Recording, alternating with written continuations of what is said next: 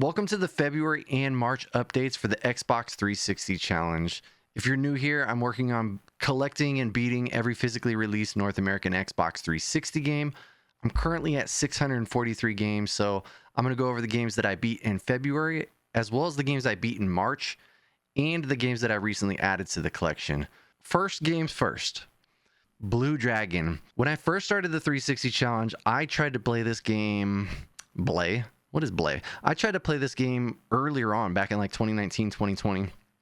I ended up soft locking myself in an area where there's a boss fight that I was too under leveled for. So I would just keep going in there, fighting and dying.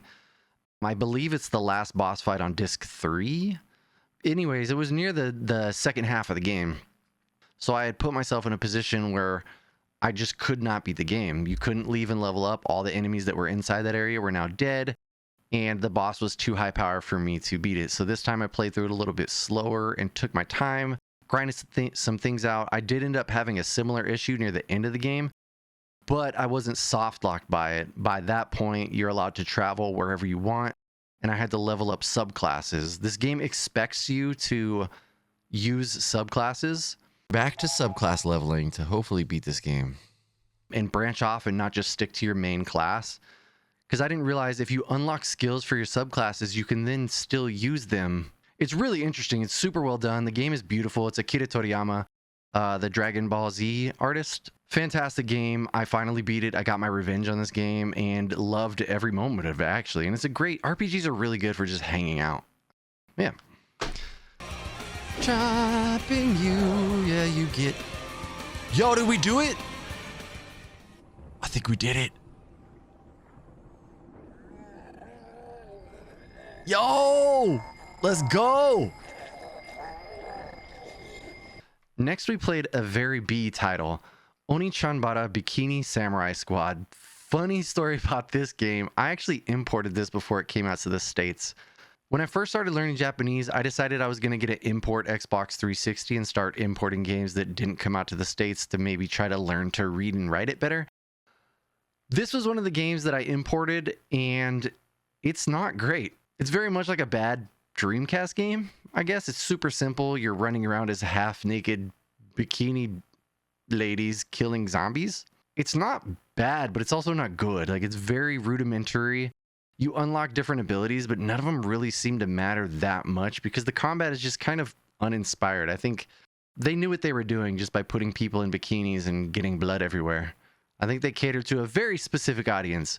No shade. If this is what you're into, more power to you. It was not what I wanted to play.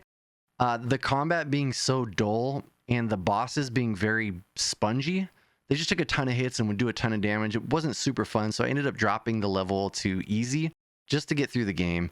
On easy, it's actually a fun little short playthrough. It's not that bad. Oh, we did it. That was it.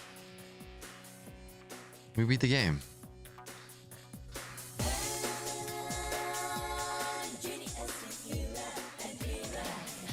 Woo! Yeah. Next up, we played Naughty Bear. Naughty Bear is the precursor to Dead by Daylight. It's the same development team, apparently. A very simple style game. It's kind of like Dead by Daylight, but you play as this bear.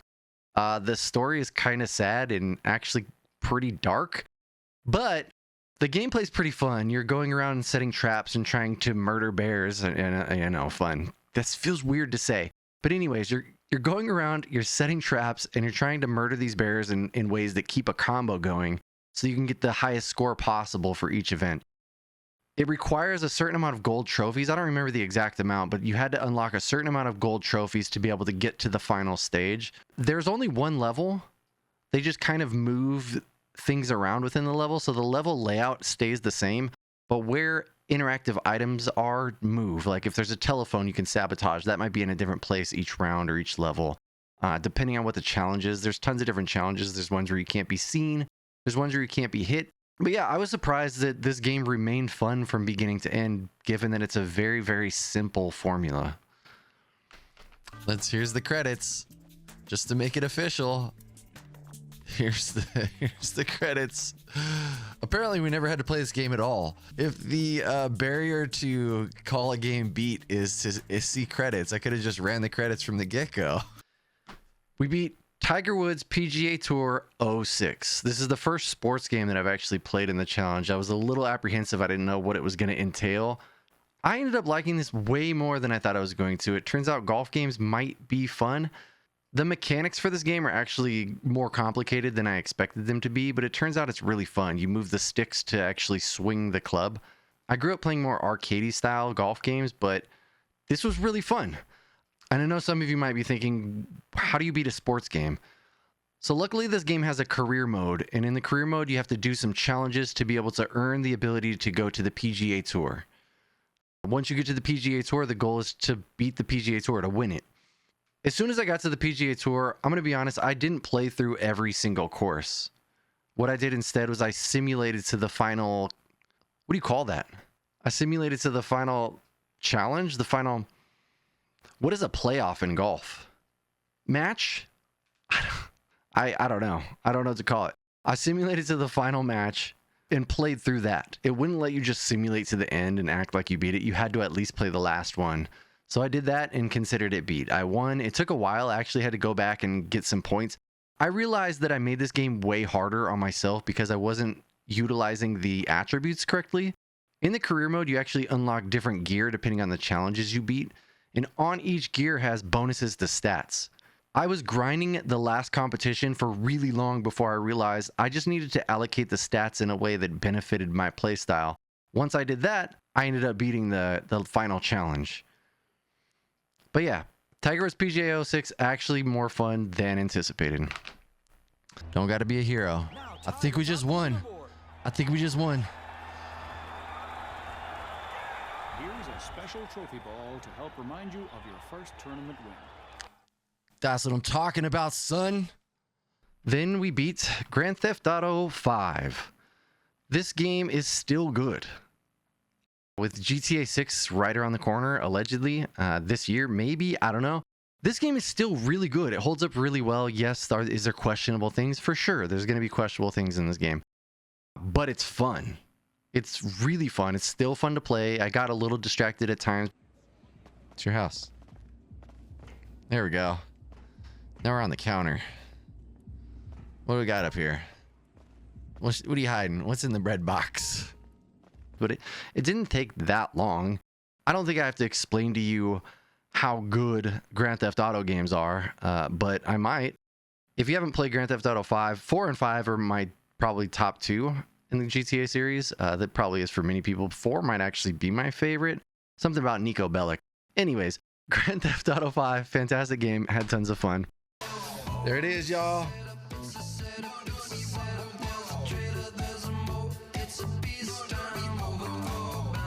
We did it. We did it.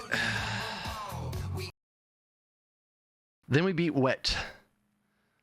Wet is very much a game kind of like Stranglehold was, where you're getting combos and you can slow down time and dive around.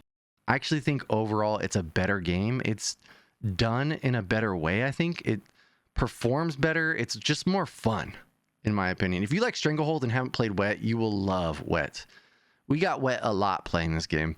It's about the same length as Stranglehold. I think it might have been a half an hour shorter, but it didn't feel like it.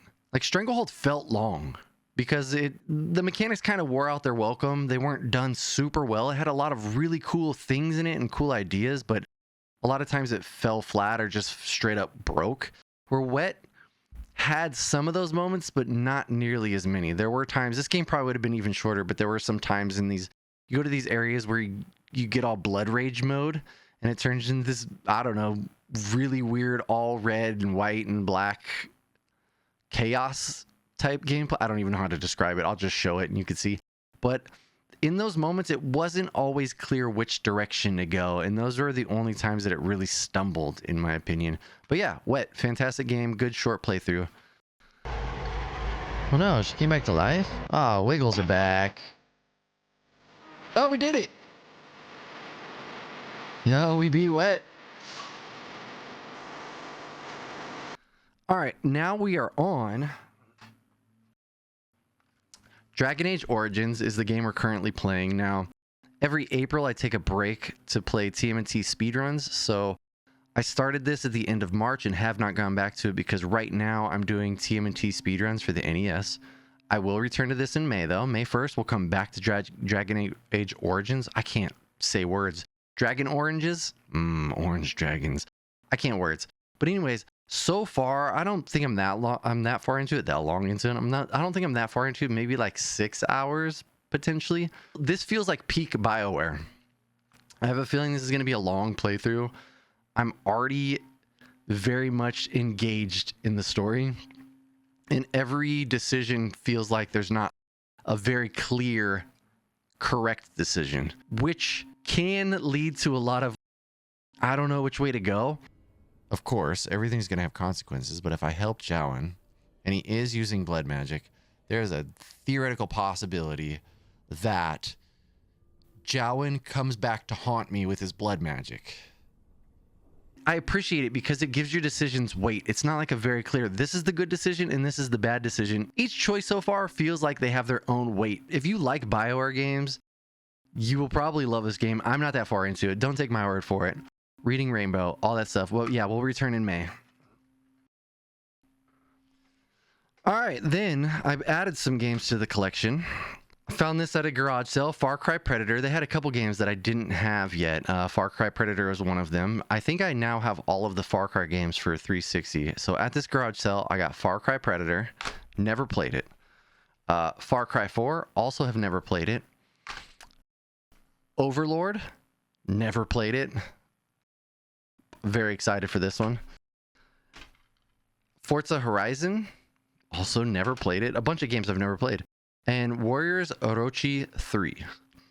Never played it. This is a Dynasty Warriors game. But yeah, picked those up on the cheap at a garage sale. Then the homie Mappy Man sent me some Xbox 360 games and this beautiful, beautiful poop sprinkle sticker. Thank you for this sticker. And thank you for the games. Sent me Mass Effect 2. Mass Effect 1. Sent me a Madden 21, Halo 4, and Dishonored.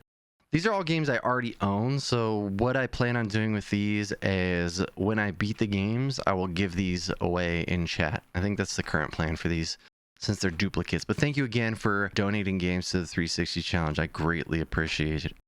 Then I got this on Discord, Konami Classics Volume 2. I got this in a Discord channel.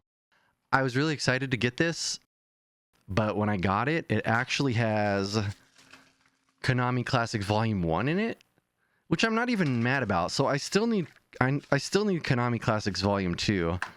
But for now I have Volume 1, which has Symphony of the Night on it. So at some point we're going to have to play Symphony of the Night. Very excited for that. And I got MLB 2K9.